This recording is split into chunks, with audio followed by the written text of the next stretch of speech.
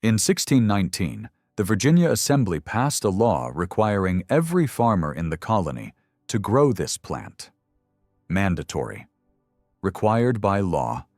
Not optional. Not recommended. Not encouraged. If you didn't grow it, you were actually breaking the law and could face serious penalties from colonial authorities. George Washington grew it at Mount Vernon and wrote about it extensively in his detailed farming journals. Thomas Jefferson grew it at Monticello and advocated publicly for its cultivation throughout the new nation. The Declaration of Independence was drafted on paper made from this plant. Benjamin Franklin owned a mill that processed this plant into paper for his successful printing business. The first American flags were sewn from fabric made from this plant's durable fibers. The rigging on every ship in the colonial navy was made from this plant. For over 200 years, this was one of the most important agricultural crops in America. It was so economically valuable that it was used as legal tender in some colonies. You could literally pay your taxes with it, just like gold or silver. Then, in 1937, the federal government made it a crime to grow it. Same plant, same genetics, same species that had been cultivated legally for centuries, legal and mandatory for over 200 years. Criminal overnight with the stroke of a pen. The American Medical Association sent their legislative counsel to Congress to oppose the ban. He testified under oath that the plant had legitimate documented medical uses and that the evidence against it was highly questionable and unscientific. Congress ignored him completely and passed the law anyway. This plant is hemp, Cannabis sativa, and what happened to it reveals everything about how powerful industries control what you're allowed to grow. And the real story of why they banned it will change everything you think you know about how plants become illegal in America. Let me take you back to what they completely erased from American history education. The word canvas comes directly from cannabis. For centuries, every ship's sail was made from hemp fiber. Every rope, every piece of rigging on every sailing vessel that crossed every ocean on Earth was made from hemp. The covered wagons that settled the entire American West used hemp canvas covers to protect settlers and their possessions from weather, dust, and rain. The original Levi Strauss jeans were made from hemp fabric because of its incredible durability. The word denim itself may derive from hemp processing terminology. Hemp was so economically valuable in colonial America that it was used as legal tender in some colonies. You could literally pay your taxes with hemp, buy goods with hemp, and settle debts with hemp just like currency. In 1619, the Virginia Colonial Assembly passed a law requiring every farmer to grow hemp. It wasn't optional or merely suggested. It was a legal mandate enforced by the colonial government. If you owned farmland in Virginia, you were required by law to dedicate a portion of your acreage to hemp production for the good of the colony and the empire. Similar laws were passed in Massachusetts and Connecticut. Hemp was considered so essential to the colonial economy and national defense that the government mandated its production by law. During World War II, the U.S. government actually reversed course temporarily. They produced a film called Hemp for Victory, encouraging American farmers to grow hemp for the war effort because it was desperately needed for military supplies. Then, after the war ended, they made it illegal again and tried to erase the film from history. For over 200 years before that brief wartime exception, hemp was a backbone crop of American agriculture that helped build the nation's economy and infrastructure from the ground up.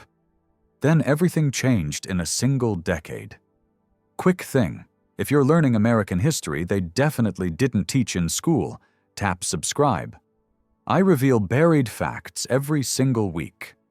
And the next video exposes the medicinal herbs that hospitals use for lethal poisoning cases, while America officially dismisses them as folk medicine. Here's what happened in the 1930s that changed everything. Several extremely powerful industries had strong financial reasons to want hemp eliminated from American agriculture permanently. DuPont Chemical had just developed nylon, a synthetic petroleum-based fiber that could replace hemp in rope and textiles. They'd invested millions of dollars in research and development over many years. Hemp was the direct competition that threatened to make their entire investment worthless. The cotton industry faced a natural fiber crop that required almost no pesticides to grow successfully, produced significantly more fiber per acre than cotton, and could grow in climates and soil conditions where cotton simply couldn't survive. William Randolph Hearst, the newspaper magnate, owned vast timber holdings that supplied his newspaper empire with paper pulp. A new machine called the decorticator had just been invented that could process hemp into paper pulp, cheaply enough to potentially threaten the entire timber-based paper industry and his substantial personal fortune. But industry financial interests were only part of this story. There was something much darker at work behind the scenes. Harry Anslinger, the head of the Federal Bureau of Narcotics, led a propaganda campaign against the plant that historians now recognize as deeply rooted in racial prejudice and xenophobia. He deliberately associated cannabis with Mexican immigrants and African Americans using language and imagery that would be considered overtly racist by any modern standard. He made sensationalized claims about violence and insanity that had no scientific basis whatsoever. He testified before Congress using anecdotes and newspaper stories rather than scientific evidence. He called it marijuana, a Mexican-Spanish slang term that was completely unfamiliar to most Americans who knew the plant as hemp or cannabis. The foreign-sounding name was chosen deliberately to make it seem alien and dangerous and foreign. The renaming was strategically brilliant and deliberately deceptive.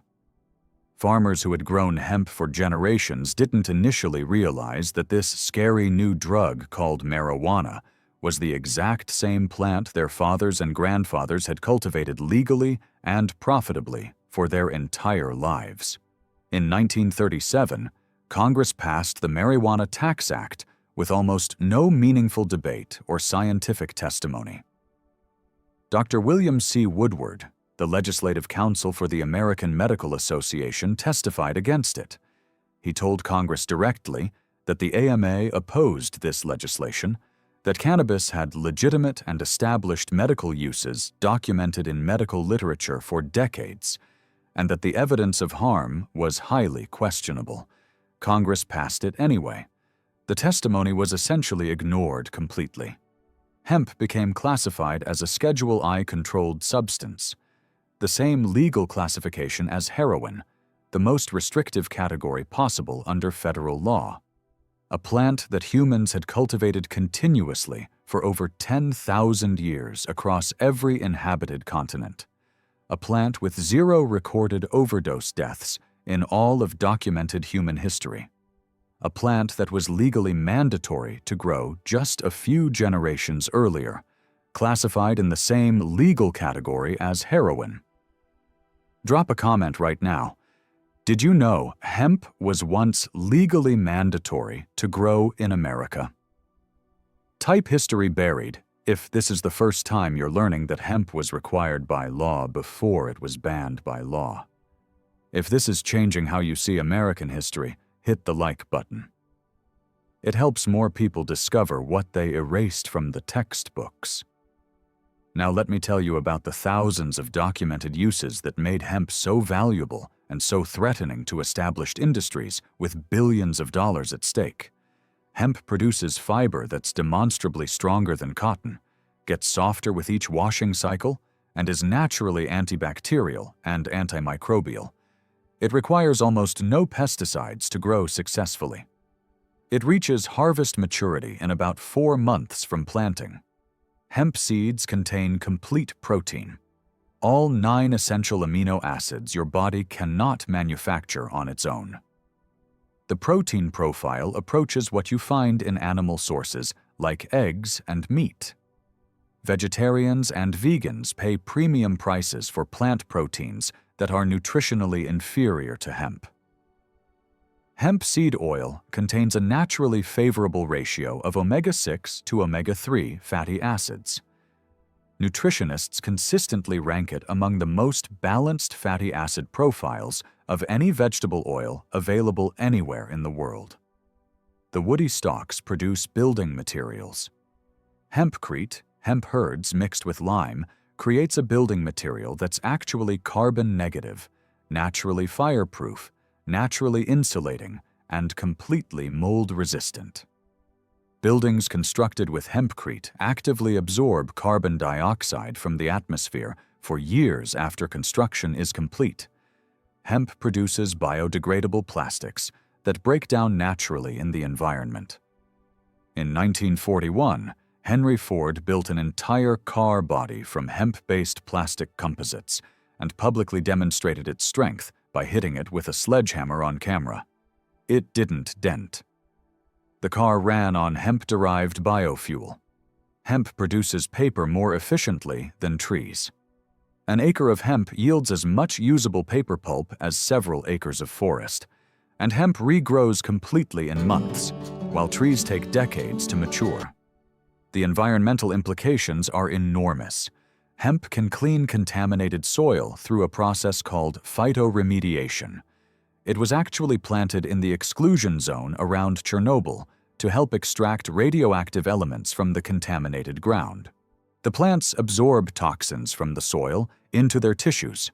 Clothing, food, building materials, paper, fuel, biodegradable plastic, rope, canvas, oil, animal feed, soil remediation. Thousands of thoroughly documented uses from a single plant species. Now you understand why powerful industries with billions of dollars at stake aligned to eliminate it from American agriculture. Here's what makes hemp absolutely impossible to permanently eradicate, no matter how much money the government spends trying. Hemp is what farmers traditionally called a weed in the original sense, a plant so naturally vigorous that it outcompetes everything around it without any help. It can grow 12 feet tall in a single growing season. Its deep taproot reaches far into soil, breaking up compacted earth and bringing nutrients to the surface. A single hemp plant can produce hundreds of thousands of viable seeds. Those seeds remain capable of germinating for years in soil even after the parent plant is completely destroyed. The federal government has spent billions of taxpayer dollars trying to eliminate wild hemp from American soil. Helicopters spraying herbicides from the air. Organized mass destruction campaigns. Dedicated law enforcement teams deployed specifically to locate and destroy wild hemp populations across the Midwest. It keeps coming back every single year without fail, no matter how much money they spend trying to eradicate it, because hemp evolved over millennia to survive. It adapted to every climate humans brought it to across 10,000 years of cultivation on every inhabited continent. It developed the ability to thrive in conditions that kill other crop plants. You can burn a hemp field to the ground, and it will regrow from the surviving root crown. You can spray it with chemical herbicides, and resistant strains emerge in subsequent generations. You can pull it from the ground, and any root fragment left behind will sprout new growth. This is a plant that refuses to be erased from the earth, no matter how hard governments try. And after almost 90 years of prohibition, the ban is finally crumbling. The 2018 Farm Bill legalized hemp cultivation in America again, removing it from the controlled substances list, as long as it contains less than 0.3% THC. Farmers across America are growing hemp legally for the first time since their great-grandparents' generation.